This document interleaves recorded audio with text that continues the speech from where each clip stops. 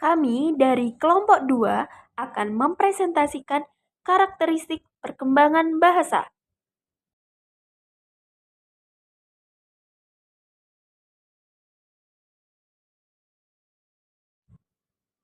Yang beranggotakan Nashatu Karimah Alfiah, Rida Nur Hasanah, Ganis Rizka Fatima, Asa Salima.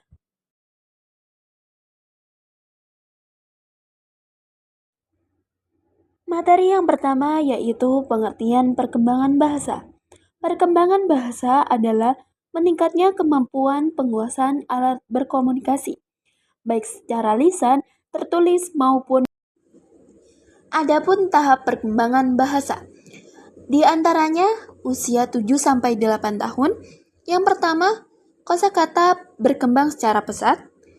Kedua, kalimat majemuk sederhana. Selanjutnya, faktor yang mempengaruhi perkembangan bahasa. Yang pertama, kesehatan. Anak yang sehat cenderung lebih cepat belajar berbicara dibandingkan dengan anak yang kurang sehat atau sering sakit. Hal ini disebabkan perkembangan aspek motorik, aspek mental, dan perkembangan kognitif yang optimal akan mampu membuat anak lebih cepat berbicara. Yang kedua, kecerdasan.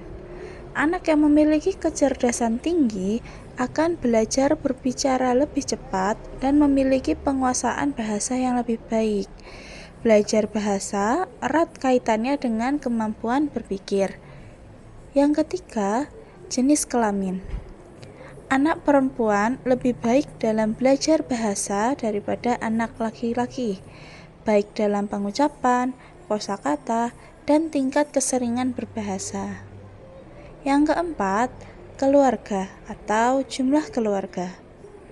Semakin banyak jumlah anggota keluarga, akan semakin sering anak mendengar dan berbicara.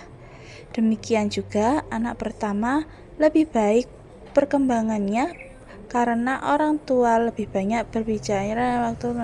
Yang keempat, keluarga atau jumlah keluarga. Semakin banyak jumlah anggota keluarga, akan semakin sering anak mendengar dan berbicara. Demikian juga anak pertama. Ia akan berkembang berbicaranya karena orang tua lebih banyak mempunyai waktu untuk mengajak dan melatih mereka untuk berbicara. Yang kelima, keinginan dan dorongan untuk berkomunikasi serta hubungan dengan teman sebaya. Semakin kuat keinginan dan dorongan berkomunikasi dengan orang lain, terutama bermain dengan teman sebaya, akan semakin kuat pula usaha anak untuk berbicara atau berbahasa. Yang terakhir, kepribadian. Anak yang dapat menyesuaikan diri dengan baik cenderung memiliki kemampuan berbicara atau berbahasa lebih baik daripada anak yang mengalami masalah atau kendala dalam penyesuaian diri dan penyesuaian sosialnya. Kemampuan berbahasa anak yang memiliki kepribadian dan penyesuaian diri yang baik juga akan lebih baik secara kuantitas atau jumlah kata dan keseringan berbicara maupun secara kualitas, yaitu ketepatan pengucapan dan isi topik pembicaraan dalam berbahasa.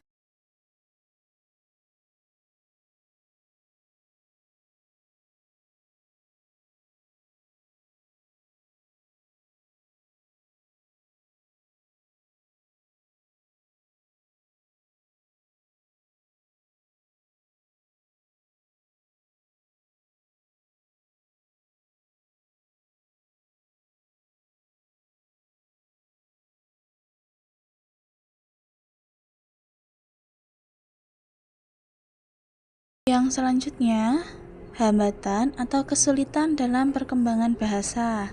Yang pertama, kebiasaan lama. Anak yang tidak meninggalkan gaya bicara masa kecil hingga dewasa, ia akan terlambat berbicara secara normal. Contohnya, saat bayi, ia diajarkan mengucap susu menjadi cucu atau makan menjadi mamam. Yang kedua, bicara egosentrik. Anak yang terlalu fokus pada diri sendiri saat berbicara, ia akan kesulitan ketika mengobrol bersama orang lain. Yang ketiga, kurang koordinasi. Seperti kondisi gagap atau bicara terlalu cepat karena otak dan otot bicara tidak sinkron. Yang keempat, kebingungan bahasa atau kedwibahasaan. Masalah saat anak bingung menggunakan dua bahasa sekaligus dalam waktu bersamaan. Dampak yang ditimbulkan, yang pertama, secara psikologis, anak menjadi kurang percaya diri dan merasa tidak mampu. Yang kedua, secara sosial, anak menjadi lebih tertutup, sulit bergaul, dan susah menyesuaikan diri dengan lingkungannya. Yang ketiga, secara akademik, akan menghambat proses pembelajaran di sekolah. Jika hambatan bicaranya karena masalah koordinasi seperti gagap atau berbicara terlalu cepat, latihan stimulasi motorik mulut biasanya sangat membantu.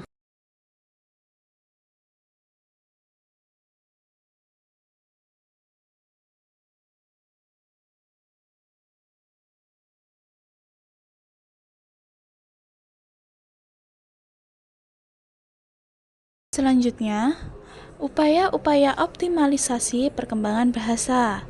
Yang pertama, mengembangkan penggunaan bahasa secara pragmatik. Yang kedua, memberikan teladan pola bahasa yang baik. Yang ketiga, mengoptimalkan keterampilan mendengarkan. Yang keempat, mengembangkan keterampilan berbicara. Kelima, meningkatkan keterampilan membaca. Keenam, mengembangkan keterampilan menulis.